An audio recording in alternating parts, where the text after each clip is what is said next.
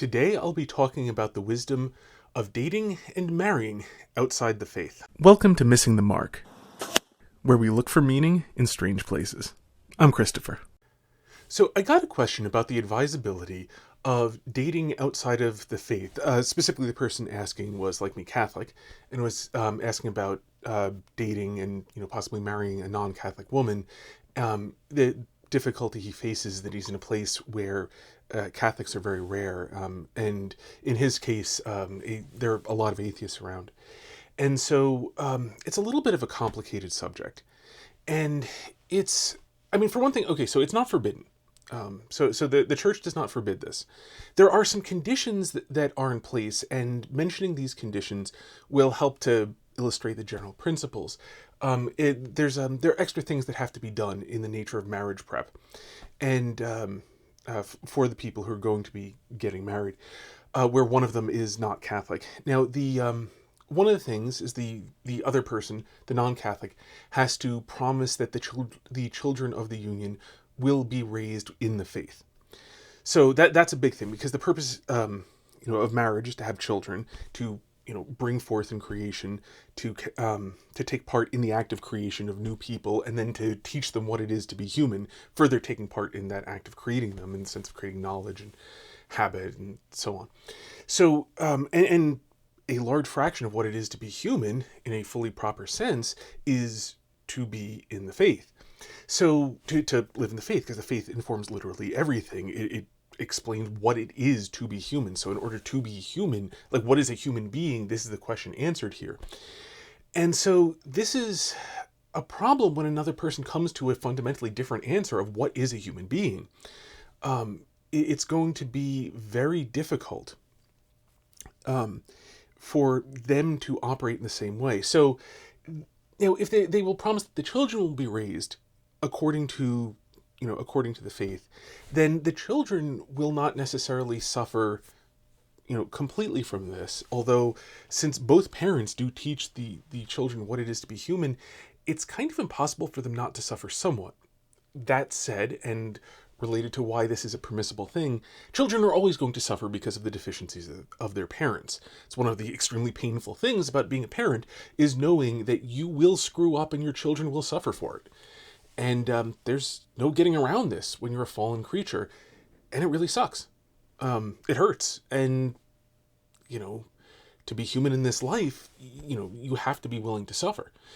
To achieve good, you have to be willing to suffer in this life. So it is what it is, and you can't get around that. So but this does really point to, like, how would you go about doing this as well as possible, given that obviously it is not the ideal. And by the way, some of the other stuff in marriage prep that is necessary that also points to this is that, like, the other person has the same understanding of marriage. That, like, if they go and marry, the Catholic person, and that you are, with the blessing of the church, that you are actually marrying. That is, that the other person understands what they are doing to be the same thing that Catholics understand marriage to be. That is to say, the union of the man and the woman in order to procreate and have children, and to teach them what it is to be human and bring them up in the faith. And that this is a bond that is indissoluble so long as both are alive. That is a very big one in a lot of places, because a lot of people don't understand that. They understand it to be, if you really push them, it's approximately nothing. Like, a lot of the modern secular conception of marriage, other than a tax filing status, and for some reason a lot of people always bring up presumptive visitation rights if one person's in the hospital and unconscious, because that's a major component of being in love with a person. It's like, it's so important to me to know that if you suffer a traumatic brain injury and are lying there unconscious for an extended period of time in the hospital, I can visit you in the hospital. That's a major component of our relationship. Yeah, in that horrible but rare circumstance, you want to be able to, but at the same time, it's not a major component of ordinary life. That doesn't typically happen. Most of the time people are in a hospital, they're conscious, and therefore control who it is who can see them. Anyway, that tangent aside, the thing, though, is that it basically amounts to two people announcing to the world that they intend to continue being together for as long as they feel like it. which is approximately nothing. It's like a declaration of, wow, this is pretty nice and we hope it'll continue. Woohoo. It doesn't make any sense. It's a completely nonsensical thing. I mean, to a great degree, if you look at what secular people are doing, is they're basically just like cosplaying or historical reenacting something that seems cool that other people who meant something else did by it back when they were serious about it. It's not much of anything. And so you need to find a person, and part of the requirement within marriage prep is that the person, the non-Catholic person, understands that what they're doing is actually marrying. Like, you have to understand this in order to actually do it, because you can only can only make such a covenant with another person. You can only make these marriage vows if you know what it is you're vowing. You can't make them by accident. It's not a possible thing to vow something by accident. And so part of it is making sure the person understands it, and that that's really what they intend to do, that they really do intend that no matter what happens, no matter how much things may go wrong, and this could suck horribly, we're still bound by this vow. That understanding is the thing the person has to have. And this points to the broader thing, as well as the stuff with the children, that what you need to do if you're going to do this is you have to find a person who basically has the same understanding of things like what is it to be human, that a human being is a creature that needs to pursue virtue, that there's a human nature, a telos that a human being has, to which they must conform, that they need to modify the fallen aspects, the defective parts of their nature in order to be perfect. And to be perfect means not according to whims, but rather according to the rational conception of what a human being actually is. By the way, by rational, I don't mean like something you can articulate in words. I don't mean like an Enlightenment era rationalism that's calculative reason, the sort of thing you can write down in a logical proof. Rationality is much more comprehensive. Rationality is you can understand things you cannot explain. You can rationally comprehend things that you do not explain. And so the rational idea of being a human being, I don't mean like a simple description in words. I mean like full-on rationality, like the Greek logos, the that sort of thing. So like the fullness of rationality when I say that, but like that's what's going on. That's what a human being is. A human being is a rational animal in that full sense of rationality, that we're both. We're not a disembodied spirit, nor are we just animals, but we're a rational animal. And therefore, and that we must seek virtue. We must always strive to be virtuous, and that we need to be forgiving when we fail and pick ourselves up and try again. Like these are extremely important things where if a person doesn't believe in this stuff, you're going to have massive problems. They're going to teach the children wrong, basically. Just by example, by word and deed, people are going to learn from their parent. By the way, this came up in a video in which I was giving advice to men on marrying women, but everything that I'm saying, and so I may occasionally be referring to that, but everything I'm saying applies to a man marrying a non-Catholic woman and a woman marrying a non-Catholic man. The original question actually did cite there's statistics that show that if only one of the husband and wife attend Mass regularly, it's not the odds that the children will, as adults, attend Mass are higher if it's the father than if it was the mother, curiously speaking. None of this is deterministic, mind you. But part of it is just statistically, if it is the father who regularly attends Mass but the mother doesn't, the children are more likely to regularly attend Mass as adults. And it's not like a tiny disparity. It's not like an overwhelming disparity, but it's not like a tiny thing either. It's not a statistical artifact sort of thing. Where it's 0.1 more than the margin of error, so maybe the margin of error was a little small. It's not like that kind of thing. It's a significant difference, but that is not a wonderful thing. Even if even if you're a male, thing like, well, it's safer if I'm the only Catholic here. In one sense, yes, it is, but everybody, male or female, who is contemplating this would have the same difficulty, would have the same considerations. The specifics may change a little bit, but not wildly. because there are all these problems that come up that are not unsolvable problems. Sorry, I was going to say insoluble problems. But nonetheless, like, you need to be conscious of them, and you need to pick very carefully to make sure that the person involved is at least as close to Catholic in like all of the ways that will concern like daily living and ordinary life as much as possible. Which, by the way, will also, as a side note, like, the closer they are, the more likely it is that they will come to recognize the truth of the faith and enter into it, which would be the ideal by far. If you possibly can bring your spouse into the fullness of the faith, if they're not already there, then this is a wonderful thing where you are helping them out tremendously. So, there's that consideration too. You'll be a lot better if the person's already, 95% of the way there. But in terms of like raising the children together, in terms of teaching them life lessons, in terms of the examples that you give to them that they learn from, you want to, if you're going to pick somebody outside of the faith, you need to pick somebody who is absolutely not hostile to the faith. That one's non-negotiable. If the person's hostile to the faith, I mean, I don't think you're going to get along with them anyway. But if they're hostile to the faith, that one's just no. Don't go there. You're just asking for pain and heartache, and you're putting your children at tremendous risk there. So, like, if they're hostile, then no. If they're completely indifferent, that's a little bit worrying, because, like, how can a person be completely indifferent to this? It's the thing that matters most in life. So how can a person be completely indifferent?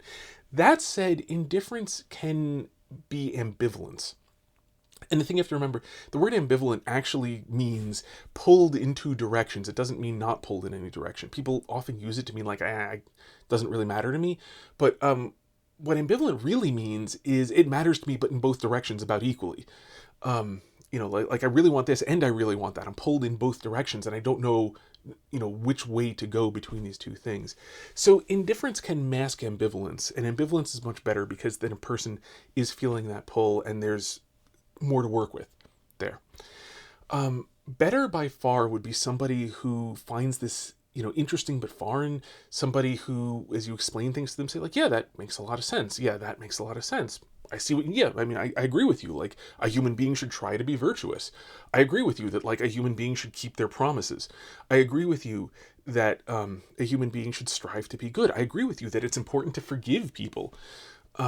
I agree with you that, like, marriage is not just a thing, a party where you announce that you intend to keep going for a while longer at least, and, you hope that the luck doesn't run out. We've been fortunate enough so far to enjoy each other's company. We hope that, like, we keep being fortunate enough to enjoy each other's company going forward. Yeah, that marriage is a lot more than that.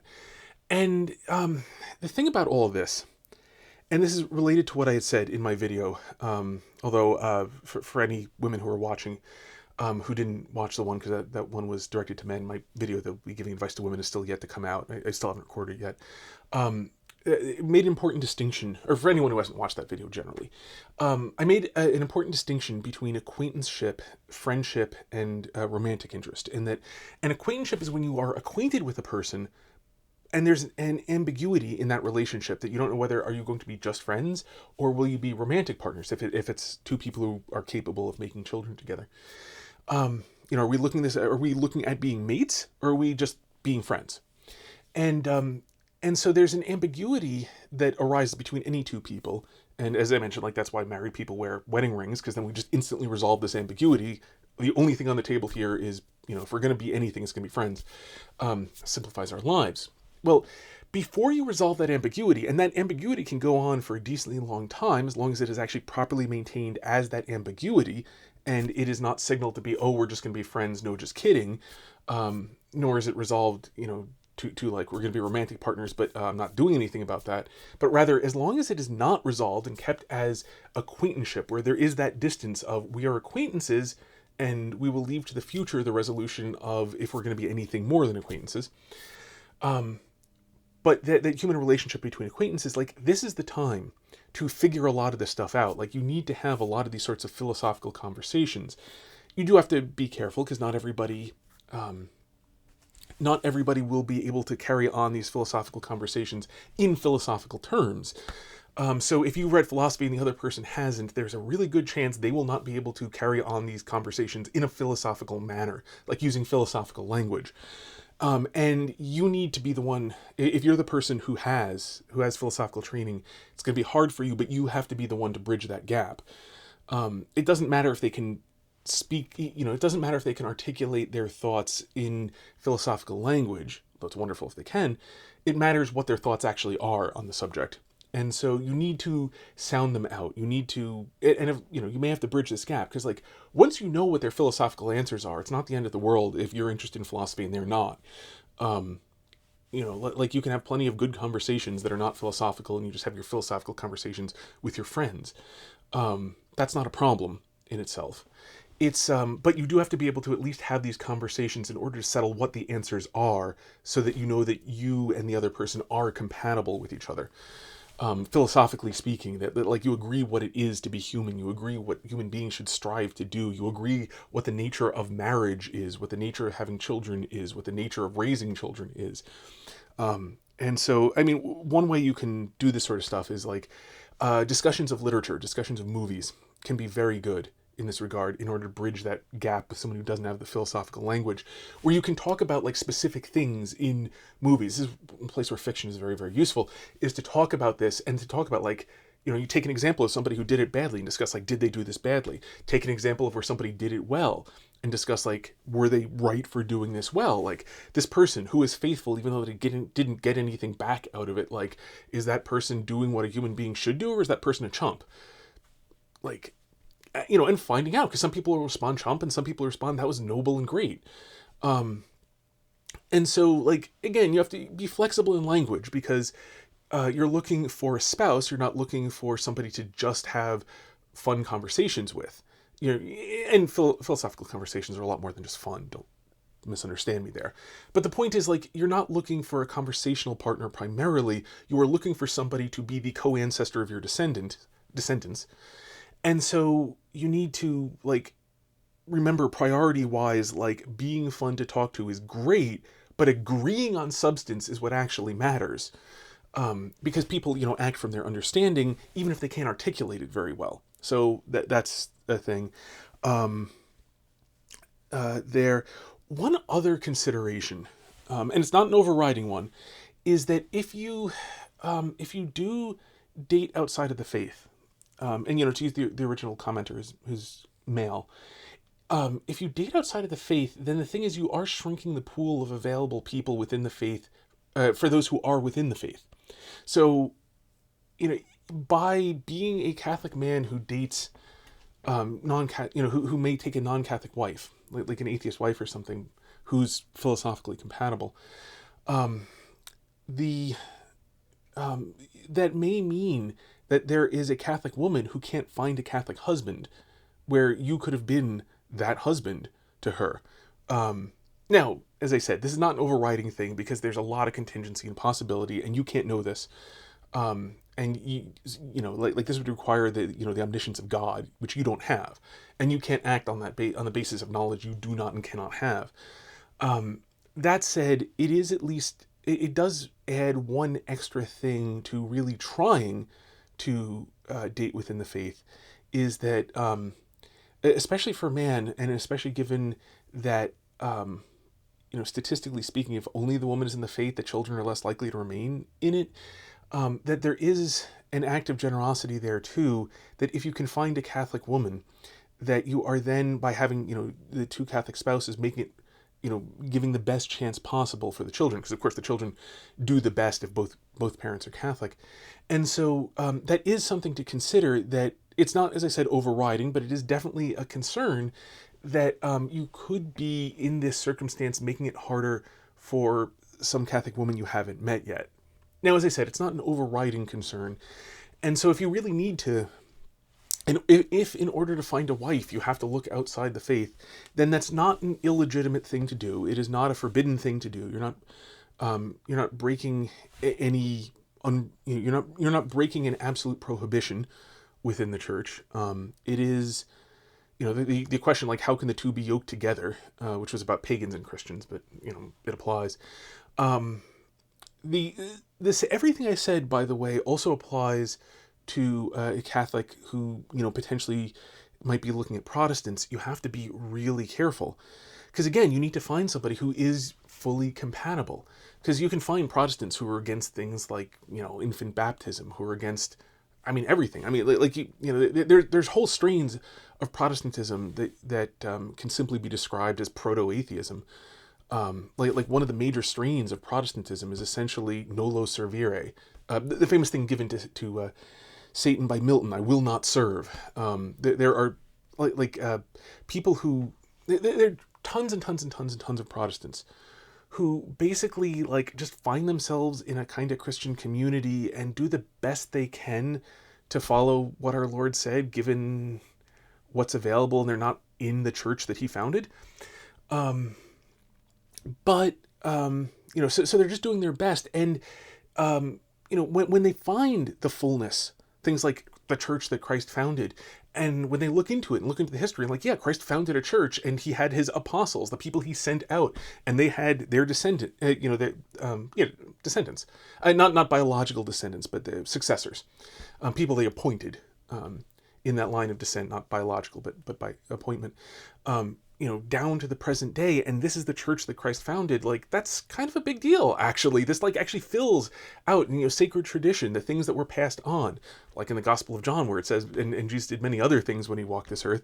If they're all written down, the world itself, I suppose, would not be able to hold the books that would have to be written. Yeah, that tradition where people teach each other through action and words and so on, over time, where Jesus spent years with his apostles before he sent them out, and they spent years with their successors, bringing them up in the faith and molding them and shaping them in things that you can't just write down trivially in a book, etc. When somebody, when this sort of Protestant finds that, there's a strong tendency for them to become Catholic. Cardinal Newman, John Henry Cardinal Newman said, "To learn history is to cease to be Protestant."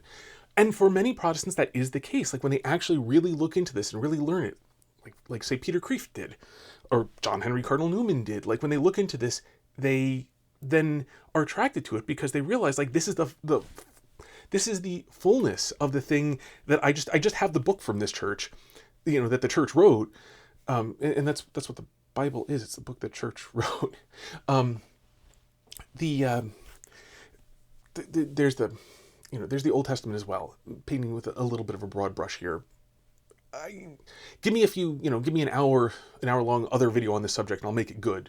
But anyway, the point is, because this is not the subject of the video, this sort of person, again, is compatible in the same way that the atheist who philosophically believes in things like virtue and keeping your promises and having a human nature and striving to fulfill it and forgiveness and so on. The same sort of thing. These people are compatible, even if for whatever reason they have a very hard time coming over, whatever, culturally they were raised with, where they find that it's really, really hard for them to come across that, that they're still attracted to it and still, support it and willing to go along with it, at least as best they can, as distinct from the sort of Protestants who are just, straight up, as I said, the nolo servire kind, the people who will lie all the time. There's a whole strain of Protestant Bible study that amounted to straight up lying about when things were. They were dishonest. They weren't so much lying because they were just providing terrible arguments they clearly should have known to be wrong. But where they saw that if you look at things like the Acts of the Apostles and all the early writings, it all looks Catholic. So let's all pretend that this is hundreds of years later, so we can pretend that there was whatever Protestant group we're in were the original Christians, then it got corrupted to the Catholic Church hundreds of years later. You can't actually find that. And on the findings of literally the Gospels written down on paper, where you can date the paper and stuff, and you find, dating just puts it earlier and earlier and earlier, as the Protestant scholars, kick and scream because, to learn history is to cease to be Protestant. Those sorts, the dishonest kinds, the kind that I met on the street one day where he asked me about Jesus and, how's your faith? I'm like, well, not as good as I'd like it to be. Because, let's be honest, I could sure as hell use some improvement. And so he got to talking to me, and this guy told me that he grew up Catholic, And he spotted that I was Catholic like pretty darn fast, and then told me that he grew up Catholic, he raised his children Catholic, and then launched into some spiel about how when he finally read the Bible, because like I guess that reading it to you every Sunday, and if you attended daily mass every freaking day, the church reads the Bible to you. It's so important. I guess he didn't notice any of that part, and I said, but like when he finally read the Bible, because I guess he ignored literally every time it was read to him. He discovered that Jesus rose from the dead. He thought Jesus was still dead on the cross. And I straight up asked him, like, okay, so Easter, the high holy day of the year, which is the celebration of the resurrection of Jesus, you didn't notice that it's the celebration of the resurrection of Jesus? And he kind of like sheepishly grinned, because like I straight up caught him. And his response is like, well, if I was thinking of anything, it was whether or not I would get a new pair of shoes. Now, bear in mind, he told me that he not only grew up Catholic, but raised his children Catholic. So this guy has got to be, like, he's claiming that for like 40 or 50 Easters in a row, he was only thinking about whether he would get a new pair of shoes on Easter. A 40-year-old man with several children. He told me about his scheme for administering beatings to keep them in line, to keep them from talking in the pews. And So it's like a 40-year-old man with a system of beatings that he, where he could threaten his children in this.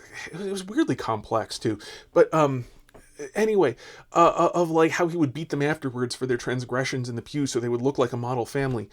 I'm not kidding. He told me all this stuff. Like that, this guy was at the same time only thinking on Easter as to whether or not he'd get a new pair of shoes. I mean, like that kind of Protestant, again, just like the sort of hardcore atheists, because they're basically the same groups. A lot of the atheists that you find, like online, whatever, these are people who basically swapped out a science textbook for the Bible as the holy book that they don't read. That kind of Protestant, just like that kind of atheist, stay the hell away from. They're nothing but bad news. They're So like again, same thing there. Like if somebody is like against the faith, stay the hell away. If they are intrigued by the faith, even if they don't come to it immediately, even if they don't come to it for the first 20 years, but if they see good in it, and if they react that way, and if they agree, like, it's not for me, at least not now. But like, I think it would be good if my children were raised in this, because I think it's good. Like, I see how it like helps people strive for virtue if you take it seriously. And if it's, not just a cultural phenomenon, but like if you actually, those Catholics who are actually like trying to be saints, like I see how it really helps you guys. And like, I think that would be good for my children. Because like the things you teach about like virtue, and trying to be virtuous, and forgiveness and love and compassion and mercy and generosity, like these are all good things. I mean, I see how you're striving for human virtue, and I think that could be good for our children. Like I don't think it's the only way. I think you can do this without it, but like you guys are working for this, and I think that's good. And if it's important to you that our children be in that, I'm okay with that, because like it's a good thing. That sort of attitude, not necessarily in those words, but that sort of attitude. I mean, I've seen this thing. I've heard this described from spouses who, non-Catholic spouses in some cases. So like I'm not 100% making this up. It's by no means word for word either. It's a minority of people who will be compatible in that way. At least my experience of what I've seen of human beings suggests it's a minority of people who will be compatible in that fashion. But I mean, we're all looking for a minority of people anyway. So yeah. All right, let me just wrap up there. I think I've described the difficulties and the best way to go about it. Obviously, like, find somebody who is, to find somebody who's both Catholic and sincere about it would be the ideal. Because I mean, if they're just, if their parents are Catholic and they receive the sacraments, but like their heart isn't in it and they're just culturally going along with it, that can be just as bad news as if you find an atheist. There are some things like they'll go along with their children receiving the sacraments almost guaranteedly, because it's the culture they were raised in, and so like at least you won't have trouble there. But there are various problems that you can encounter with that are very similar to if you married outside the faith. So like, you want to find a sincere Catholic, not a cultural Catholic. And, between the two, if it was an insincere cultural Catholic and like an atheist who sincerely was seeking virtue and was philosophically right. Yeah, I mean, if you, remember when Jesus was astonished by the faith of the centurion, the one who had the slave who was ill, who's more like a son than a slave, and said, and then sent a delegation out to Jesus saying, like, you don't actually have to come under, I'm not worried to have you actually come in my house. You don't need to come here. I understand how authority works. I say to one man, go, and he goes, and another, come here, and he comes. So just give the word, and my servant will be healed. And Jesus was astonished. He says, nowhere in Israel had he found faith like this. So, like, yeah, if you manage to find an atheist who, has more faith than the typical Catholic, they're not going to stay atheist for very long. Odds are. Like, niches are phenomenally rare. Somebody who can really actually, like, who actually fully gets it but doesn't enter into it is just very, very rare. So, I mean, if you find that, then, like, yeah, I would, I think long and hard, and maybe I can see the argument for maybe going with that person over, the mere cultural Catholic. Although the mere cultural Catholic can at some point realize the value of all that they have ignored and become quite sincere, too. All people can become the worst of sinners, and all people can become the greatest of saints. And I mean, this becoming the greatest of saints, becoming any kind of saint, is always primarily an act of grace from God, because of course, like, just existing is an act of grace from God. Everything we do is an act of grace from God. But it comes down to the fact that God gives us free will and gives us the grace to use it. And so a person can turn away from it towards sin, even if they have done well, and a person can repent and turn away from sin and towards God, because God gives that grace to people. So there are no guarantees, and so in that sort of circumstance, like, I could definitely see, like, if your prudential judgment is that, like, this is, the sincere, the atheist who his, approximate, who sees things like, virtue and human nature and the pursuit of these things and so on, and the importance of morality and the importance of keeping your word and so on and so on and so on, over, like, a mere cultural Catholic who like doesn't pay any attention and doesn't really care and so on. Like, I could see the prudential judgment going in that direction. It's a rare circumstance to be in, but if you do happen to be in that, I'm not saying that would be necessarily the best decision to make. A lot depends on the individual people. I could at least see that being a defensible decision in that circumstance. If you can find a sincere Catholic, then obviously, there isn't really much of a discussion to be had there. Yeah, it's a complicated, difficult subject, and all I can say is, yeah, you have my prayers if you're in it. And until next time, may you hit everything you aim at. If you like this video, then clicking the like button, according to YouTube, will make them more likely to recommend it to others. If you know anyone who might get something out of this video, then it would be kind to share it with them, or just share it on social media in general. And if you'd like to see future videos of mine, you can subscribe. And if you're not in the habit of checking your subscriptions page regularly, then I suggest clicking the notification bell and setting that to always, because otherwise subscribing to a channel basically just sort of like gives YouTube a hint that maybe it should consider recommending these videos to you, possibly at some point, if they think so. It's a funny world we live in. God bless.